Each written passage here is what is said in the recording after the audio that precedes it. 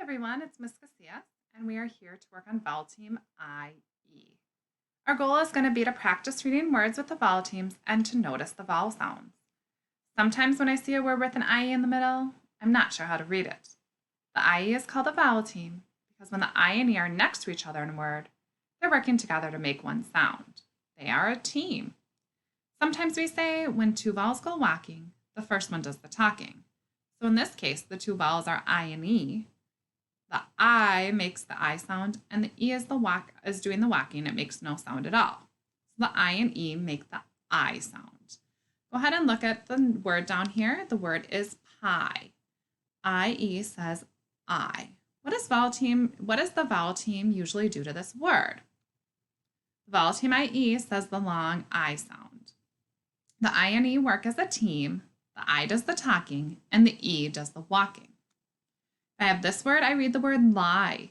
Instead of the short vowel sound I, the I now makes the long vowel sound I because the I and E are working together as a team.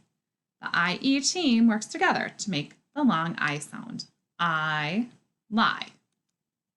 Let's read this word list together. Ready? Begin. Die, lie, tie. What vowel team do you see in all of the words? Good, the IE vowel team is in all of these words, and the IE vowel team says I. Now we're going to read this very short word list together. You will read the word, and then I will say it after you. Go ahead. Die. Tie. Lie. And pie. Let's read this passage together and look for the IE vowel team words. I'm going to start here. Ready? Begin. I like to eat pie. My favorite pie is apple. I cannot tell a lie.